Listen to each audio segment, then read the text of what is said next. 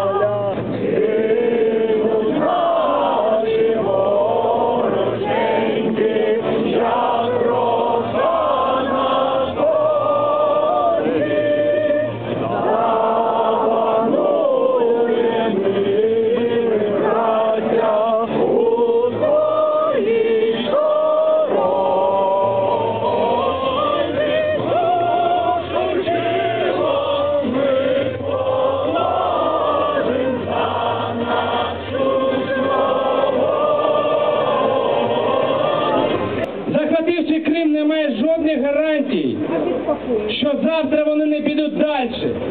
Жодних гарантій безпеки українському народу. Крим Україна! Крим Україна! Андрей Шекун ve Anatoly Kavalski meselesinde şimdi Refat Çubarov'un bağlandı. Hem Kırgızlar Milli Meclisi, hem diplomatlar, bizimle beraber çalışan siyasetçiler, Kırım'da, Kiev'de, hepsi, hem halkara işleşlerimiz, partnerlerimiz, hepsi şimdi bu meseleyi bilir.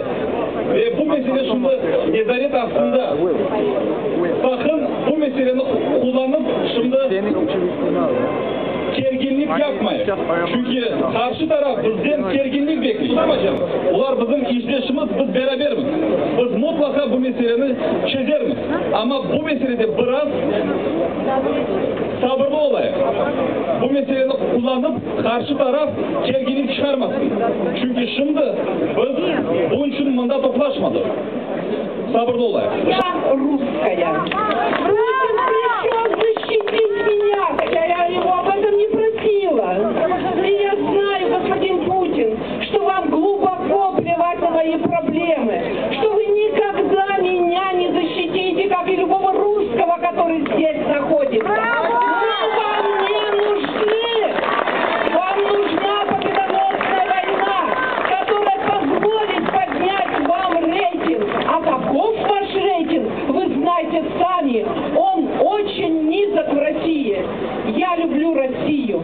Я 33 года прожила в России. Училась в русской школе, училась в русском университете, на факультете русской филологии, преподавала русский язык и литературу и в российских школах, и в украинских. Я не знаю ни слова по-украински, но я никогда не чувствовала себя здесь, в Крыму, ущемленной, потому что газеты на русском языке, телевидение на русском языке.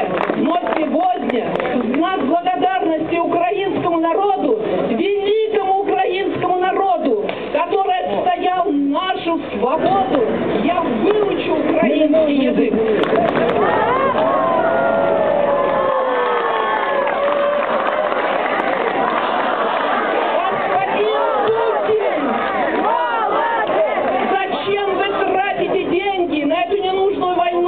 Посмотрите на Россию, ведь Россия это не только Москва.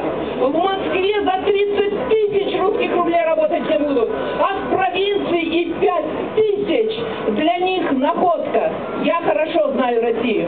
Я каждый год бываю там не менее чем по 3 месяца и путешествую. Поверьте мне, дорога от Москвы до Пскова как будто бы после Второй мировой войны.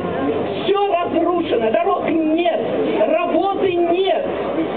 Поля заросли борщевиком. Ну, может, вы не знаете, что это такое. Страшное ядовитое растение. Сгоревшие дома. Проедьте, господин Путин, в Мариэл. Проедьте, господин Путин, в Мордовию, в Чувашию. Проедьте по своей стране. людей. суверенітет і територіальну цілісність України. Ми засуджуємо наступ на право кримчан отримувати вільну інформацію з усіх джерел. Ми просимо всіх громадян України, що проживають на території Криму, не піддаватися на провокації антидержавних сепаратистських радикальних угрупувань, яких не підтримує переважна більшість кримчан.